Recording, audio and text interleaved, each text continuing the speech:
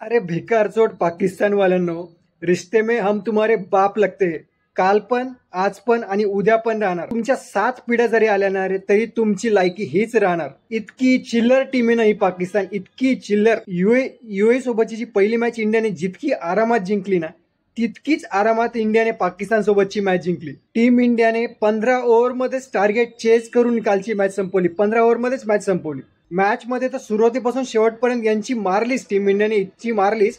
पण मॅच संपल्यानंतर सुद्धा टीम इंडियाने यांची मारली. सूर्यकुमार यादवने 6 मारून कालची मॅच संपवली. मॅच संपल्यानंतर सूर्यकुमार यादव आणि शिवम दुबे ज्या पद्धतीने बाहेर चालत गेले ना त्यांनी यांच्यासोबत हँडशेक केला, नाही यांच्या तोंडाकडे पण बघितलं नाही.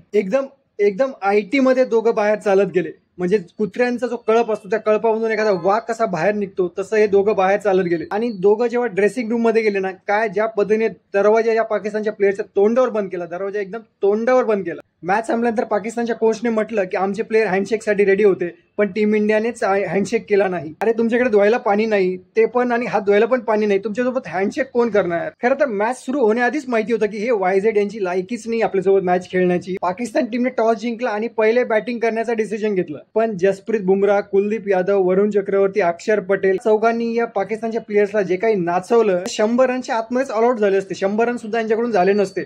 पण त्या शाहीन आफ्रिदीने शेवटच्या 2 ओव्हरमध्ये थोडे 6 वगैरे मारले, म्हणून यांची 127 रन झाले. तरी इंडियाकडून कुलदीप यादवने परत 3 विकेट घेतल्या. युएच्या मॅच मध्ये सुद्धा 3 विकेट घेतल्या होत्या, आताही सुद्धा त्यांनी 3 विकेट घेतल्या.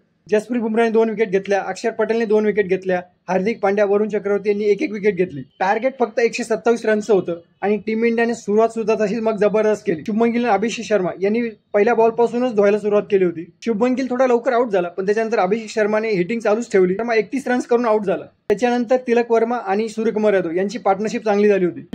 तिलक वर्माने 31 रन्स केले आणि शेवटी सूर्यकुमार यादव नॉट आउट होता, त्याने 47 रन्स केले आणि सूर्यकुमार यादवने 6 मारून ही मॅच संपवली. 15 ओव्हरमध्ये इंडियाने टार्गेट चेंज केला आणि 15 ओव्हरमध्येच मॅच संपली. आयसीसी टुर्नामेंटमध्ये पाकिस्तानला हरवण्याची टीम इंडियाची लगातार 12वी वेळ आहे लगातार पाकिस्तानला हरवण्याची. हे फक्त मॅचेस हरले नाहीये, तर यांची एवढी इज्जत निघाली ना यावेळेस. टीम इंडियाने यांना तोंड लपवायला सुद्धा जागा ठेवलेली नाहीये. पुढच्या वेळेस हे स्वतःहूनच मॅच कॅन्सल करतील, स्वतःहूनच खेळायला येणार नाही.